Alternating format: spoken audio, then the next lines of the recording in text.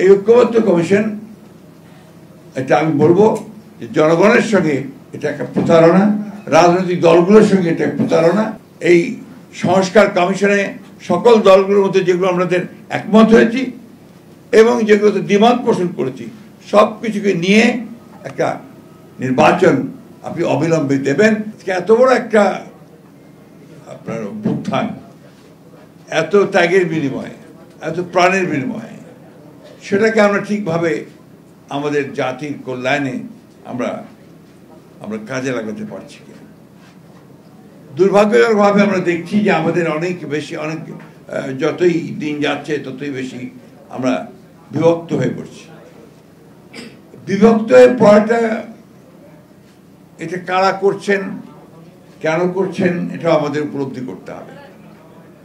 এবং একটা জিনিস লক্ষ্য করে দেখবেন যে আজকে খুব প্রবলভাবে একটা মিডিয়াতে, বিশেষ করে সোশ্যাল মিডিয়াতে কতগুলো পক্ষ নিয়ে একেবারে নেমে যাওয়া হয় এবং প্রতিপক্ষকে একেবারে আপনার পুরোপুরি ঘায়েল করে দেওয়ার প্রচেষ্টা চালানো হয়। আমরা যে মুহূর্তে মনে করছি এই মুহূর্তটাকে, সময়টাকে, এই অন্তর্বর্তীকালের সময়টাকে, এটা হচ্ছে আমাদের ঐক্যের সময়। এটা হচ্ছে আমাদের ন্যূনতম বিষয়গুলোতে একমত হয়ে আমরা একটা রাস্তা ধরবো, একটা ট্র্যাক ধরবো। সেই জায়গায় এটাকে বিভক্ত করে ফেলা হচ্ছে। কারা করছেন, কেন করছেন, এটা নিশ্চয়ই আপনারা উপলব্ধি করছেন এবং নিশ্চয়ই এটা আপনারা সেইভাবে আপনারা চিন্তাও করছেন। সুধীবৃন্দ, আমরা দীর্ঘকাল ধরে ফ্যাসিবাদ বিরোধী আন্দোলন করেছি। আমি বলছি বিএনপি, এই দেশের মানুষ করেছে। এবং বিএনপি যেটা কিছুক্ষণ আগে সাকিব সাহেব বললেন, আমরা 2016 সালেই রাষ্ট্র ব্যবস্থার যে পরিবর্তন করা দরকার, মেরামত করা দরকার, সে ব্যাপারে বেগম খালেদা জিয়া তিনি ভিশন 2030 দিয়েছিলেন। তারপরে আমরা 2027 সালে 2022 সালে 27 দফা কর্মসূচি একটা দিয়েছিলাম, গোলাপবাগে বোধহয় না, লেকচারে ছিল। তো তারপর সেটা আবার আমরা আমাদের যারা একসাথে আমরা আন্দোলন করছে তাদের সঙ্গে আলোচনা করে আমরা 31 দফা কর্মসূচিটা দেই এবং সেটা আমাদের একসাথে সবাই মিলে দিয়েছিলাম এবং সেইভাবেই কিন্তু আমরা আন্দোলনটা করেছি। সুতরাং সংস্কারটা বিএনপির কাছে, কিন্তু সংস্কারের মধ্য দিয়েই তো আমি যেটা বলি যে আমাদের তো জন্ম সংস্কারের মধ্য দিয়ে বিএনপি খুব একটা অত্যন্ত এটাকে আমি বলবো যে কনসিয়াসলি একটা প্রচারণা চালানো হলো যে বিএনপি সংস্কার বিরোধী। এটা দারুণভাবে চালানো হয়েছে, which is totally false, একটা মিথ্যা প্রপাগান্ডা। কারণ বিএনপি যে আপনার সংস্কারের মধ্য দিয়ে যার জন্ম, সে কখনো সংস্কার বিরোধী হতে পারে না। সবচেয়ে বড় প্রমাণ সাকিব সাহেব বলেছেন যে আমরা অনেক আগেগুলো নিয়ে কাজ শুরু করেছি। 1971 সালের যুদ্ধের পরে 5 বছর একটা ভয়াবহ, আবার একই রকমের একটা স্বৈরাচারী একটা সরকার হাতে আমরা পড়েছিলাম, আওয়ামী লীগের হাতে।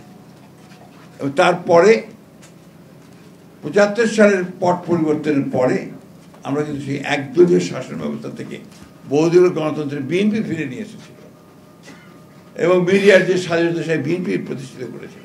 এগুলো বাস্তবতা, এগুলো তো অস্বীকার করার কোনো উপায় নেই। আমরা এই প্রেসিডেন্সিয়াল ফর্ম অফ গভর্নমেন্ট থেকে আপনার পার্লামেন্টারি ফর্ম অফ গভর্নমেন্টে নিয়ে এসেছি। আমরা কেয়ারটেকার গভর্নমেন্টের ব্যাপারে আপত্তি করলেও আমরাই কিন্তু ইলেকশন করে পার্লামেন্টের সারা রাত জেগে আমরা কেয়ারটেকার গভর্নমেন্টের যে ব্যবস্থা, বিধান, সেটাকে আমরা পাশ করেছিলাম পার্লামেন্টে। সুতরাং বিএনপিকে কেউ সেইভাবে যদি করে আপনার পোর্ট্রেট করতে চায়, এটা হবে তার নিঃসন্দেহে রাজনৈতিক উদ্দেশ্য প্রণোদিত, সত্য কথা নয়।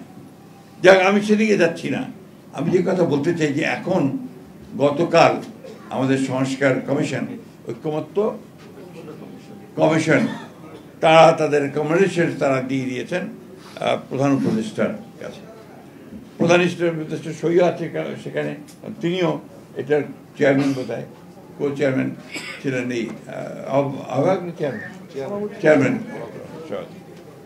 এখন অবাক বিস্ময়ে আমরা যেটা লক্ষ্য করেছি যে আমরা খুব একেবারে অত্যন্ত পরিষ্কারভাবে আমরা কিন্তু যে বিষয়গুলোর সঙ্গে আমরা একমত ছিলাম না আমরা সেখানে নোট অফ ডিসেন্ট দিয়েছিলাম। সেই নোট অফ ডিসেন্টগুলো লিপিবদ্ধ করার একটা প্রতিশ্রুতি ছিল তাদের, কিন্তু অবাক বিষয় আমরা লক্ষ্য করলাম যে কালকে যখন তারা প্রকাশ করলেন সেই বিষয়গুলো নেই। নোট অফ ডিসেন্টগুলো পুরোপুরি উপেক্ষা করা হয়েছে, ইগনোর করা হয়েছে। এটা তো ঐক্যবদ্ধ হতে পারে না। তার ঐক্যবদ্ধ কমিশনটা করা হয়েছিল কেন? এই ঐক্যবদ্ধ কমিশন, এটা আমি বলবো যে জনগণের সঙ্গে এটা একটা প্রতারণা, রাজনৈতিক দলগুলোর সঙ্গে এটা প্রতারণা, এবং এটা অবিলম্বে এই বিষয়গুলো যদি আপনার একটা ব্যাখ্যা বলেছেন সাকি সাহেব, আমি বলি যে এগুলো আপনার সংশোধন করা প্রয়োজন বলে আমি মনে করি। একটি কথা খুব পরিষ্কারভাবে আমরা বলতে চাই, যেটা আমরা এর আগেও বলেছিলাম, যে আমরা মনে করি যে সমস্ত সংকটগুলোর মূলে যে বিষয়টা আছে সেটা হচ্ছে যে সত্যিকার একটা গ্রহণযোগ্য একটা নির্বাচন, এবং সেই নির্বাচনের মধ্য দিয়ে জনগণের যে পার্লামেন্ট তৈরি হবে, সেই পার্লামেন্টে এই সমস্ত যে সংস্কারগুলো হয়েছে তাকে তারা সংবিধানের মধ্যে নিয়ে আসবে এবং সেগুলো সেভাবে দেশ চলবে। আমরা সেই কারণে কিন্তু এই 5ই আগস্টের আগস্ট বিপ্লবের পরেই আমরা নির্বাচনের কথা বলেছিলাম। তখন আমাদের কারণে কি বলা হয়েছিল, আমরা ক্ষমতা চাই, সেই জন্য আমরা অতি দ্রুত নির্বাচন চাচ্ছি। আজকে প্রমাণিত হচ্ছে যে এই নির্বাচনটা যত দেরি হচ্ছে তত বেশি সেই শক্তিগুলো শক্তিশালী হচ্ছে, ফ্যাসিবাদী শক্তিশালী হচ্ছে, যারা বাংলাদেশকে অস্থিতিশীল দেখতে চায়, এখানে একটা এনার্কি তৈরি করতে চায়, এখানে একটা আপনার গণতন্ত্র যেন সত্যিকার অর্থে প্রতিষ্ঠিত না হয় সেই ব্যবস্থাটা দেখতে চায়। আজকে সেই জন্যই আজকে আমি বক্তব্য বেশি বাড়াতে চাই না।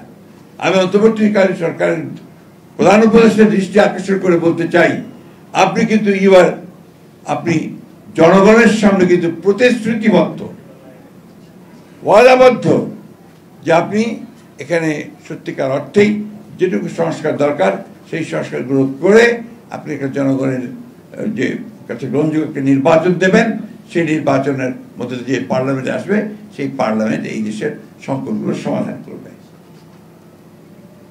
সুতরাং আজকে যদি এর থেকে কোনো ব্যত্যয় ঘটে, এর থেকে বাইরে যদি যান, তার দায় দায়িত্ব সম্পূর্ণ আপনাকেই বহন করতে হবে। এই কথাটা আমি খুব পরিষ্কার করে বলতে চাই। সেই জন্যই আমি আশা করব যে তারা তাদের এই উপলব্ধি আসবে এবং অতি দ্রুত এই সংস্কার কমিশনে সকল দলগুলোর মধ্যে যেগুলো আমাদের একমত হয়েছি এবং যেগুলোতে দ্বিমত পোষণ করেছি সব কিছুকে নিয়ে একটা নির্বাচন আপনি অবিলম্বে দেবেন, যে নির্বাচনের মধ্য দিয়ে আমরা একটা জনগণের একটা পার্লামেন্ট তৈরি করতে পারবো, একটা জনগণের শাসন আমরা দেশে নিয়ে আসতে পারবো।